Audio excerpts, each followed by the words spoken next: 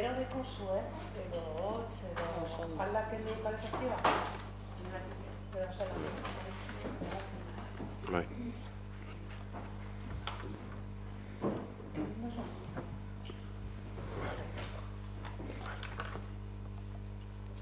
Bale, hasiko gara. 2024ko otsailaren 20an, arratsaldeko 7etan, ezoiko osoko bilkura ospatzen dugu hurrengo gai zerrendarekin. Lehenengo puntua, 2024ko urtealdiko aurrekontu orokorraren hasierako onarpena.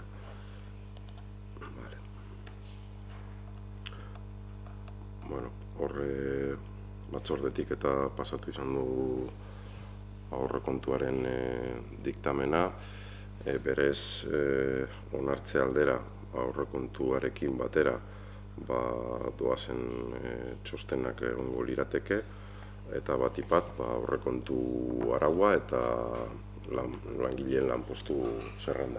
Horrek biak onartu egin beharko lirateke. Orduan pixkate labur bildute, repasotxo bat eitearren.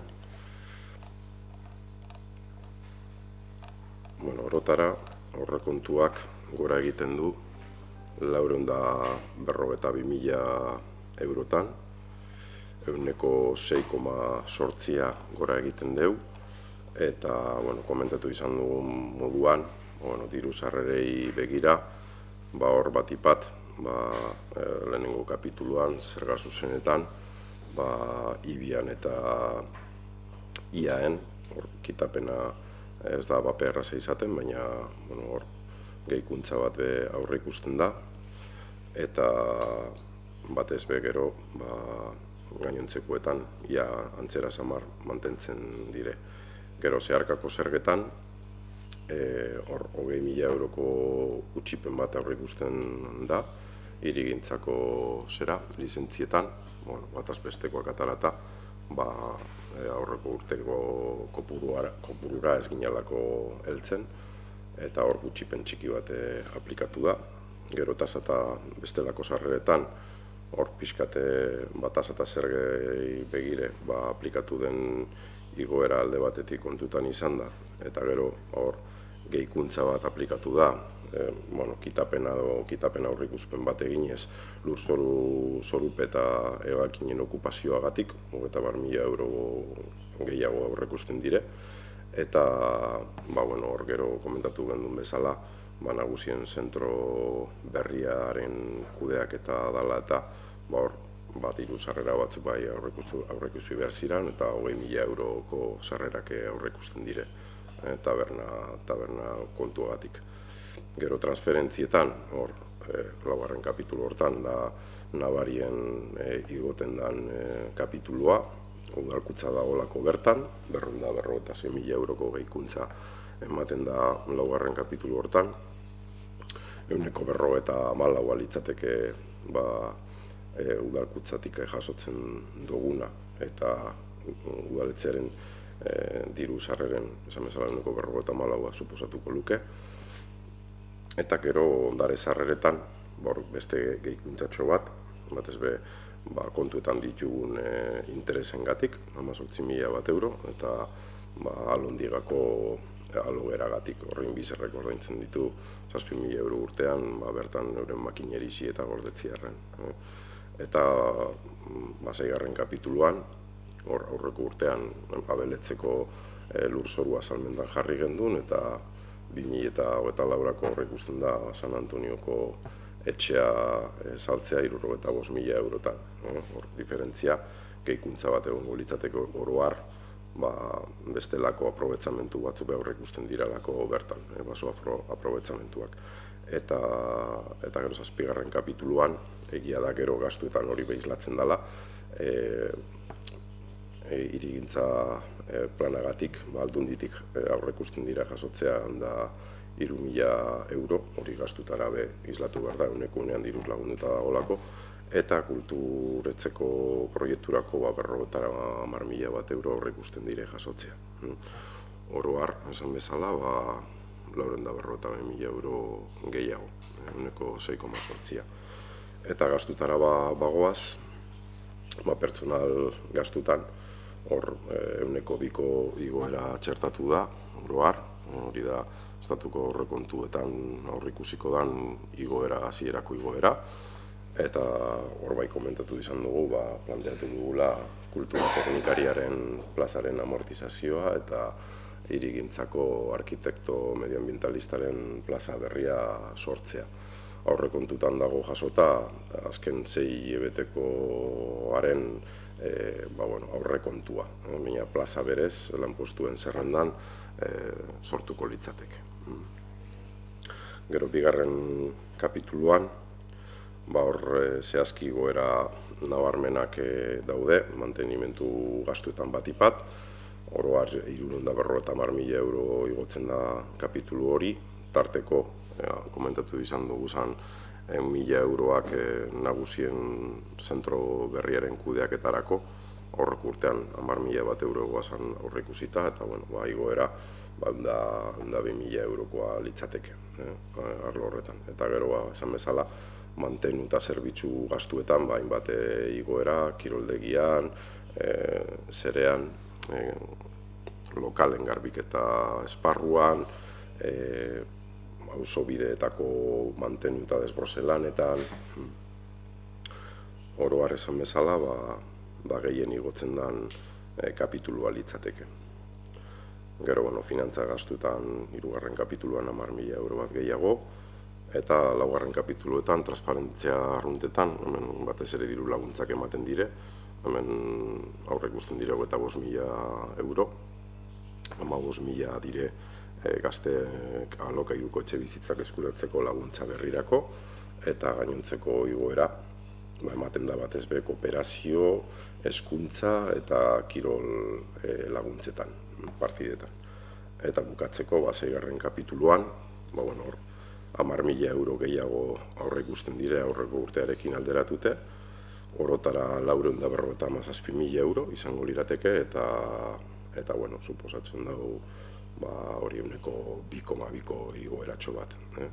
Eta horre inbertsioetan esan dugun moduan, 3.000 euro hirigintzako hiri antolamenduko plan orokorrerako, 18.000 euro mugikortasun plana bideratzeko, gero bestetik 166.000 euro kiroldegiko teiatua berriztatzeko, 70.000 euro kulturetzeko aretoko jezarlekuak, fokoak eta soinu mai berri bat erosteko, eta bukatzeko hainbat proiektu bideratzeko 58.000 euro hor txertatuko lirateke, matza berriz beitia eta nagusien zentroko entronke guzti hori irizgarri egiteko proiektua, gero argiteri publikoa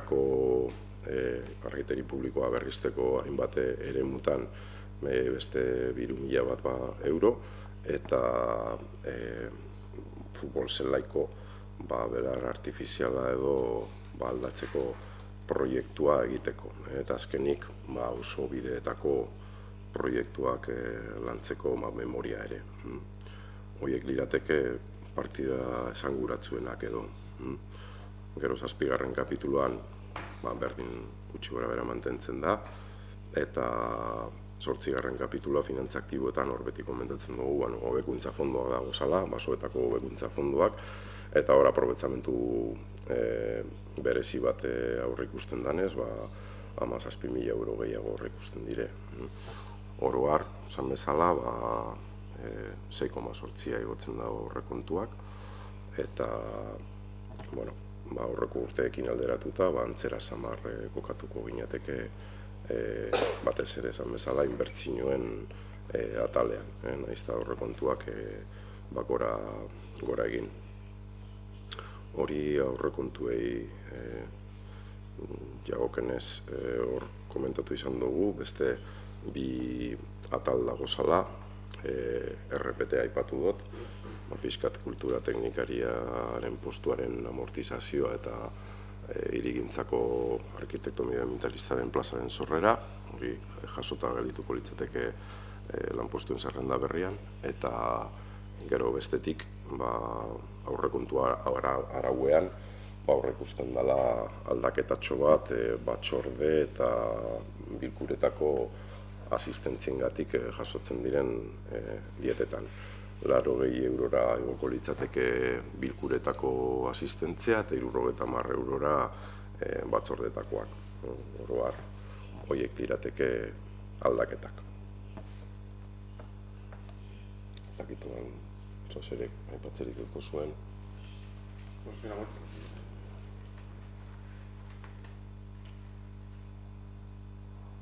Ez besterik holan ez dekate komentatzeko.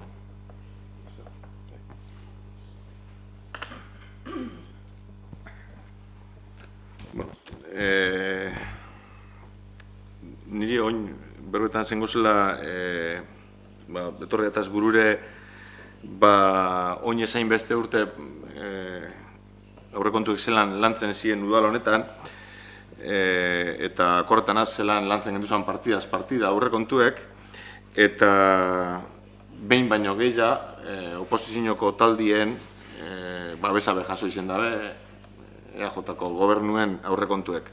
Ez da urtenguen kasu izango, gauza batzu daitik, guretzako neko garantzitsu edienak. Eta detaile txiki bat, hor memorian azkenengo atalien aipatzen duzu, aipatzen da,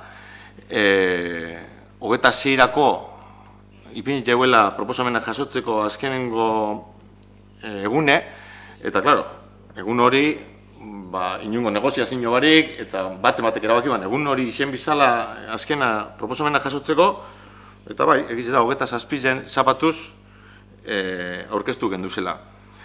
Baina badiot, hori be, inungo negoziazio barik, batek erabaki balako holan izango zala.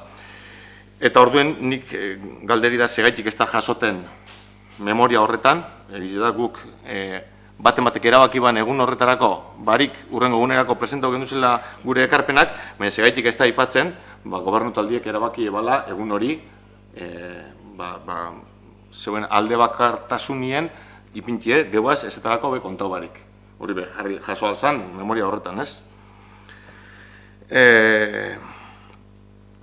Horretaz aparte eta ja gauza guretzeko larrizek dienetara jota, eskoi ez aurrekontu honek babesten, ez da gure abstentzioa ez bez,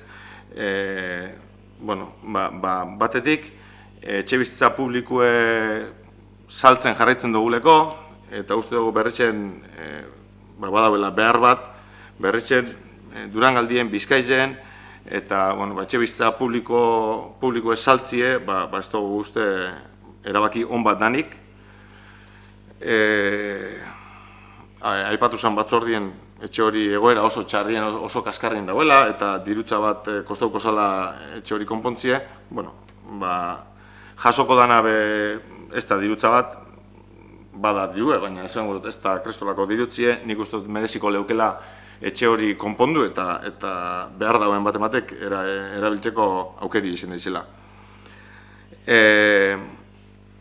Badau beste gai bat nahiko larriz iruditzea jakuna, eta da kultur teknikarien lanpostue amortizatzie, eta lan hori 3 personen, 3 langileen artien banatzie, euretako bat enpresa bateko langile dena, orduen zati baten guretzako ez holan da, privatizau egiten da teknikari horren lanpostue, esko ez hori beba besten, eta beste bat, oin arte herritarren artien egiten zen lan bat, hau da, nagusien etxeko taberni erutie, oin enpresa bati emotie, eta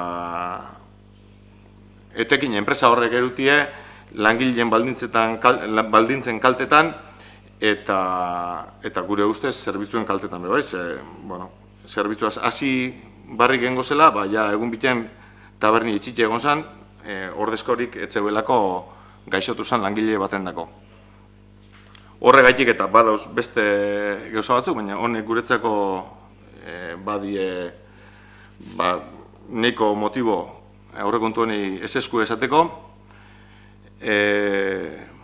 Ez dugu berandu aurkeztu genduen proposamen horren inungo erantzuni jaso, suposatzegu zein den erantzune, baina zube badakizu ezin izango da gure boskia, horre kontu hori. Vale. Bueno, baz gara gehiago lusatuko, bozkatzera ingo dugu.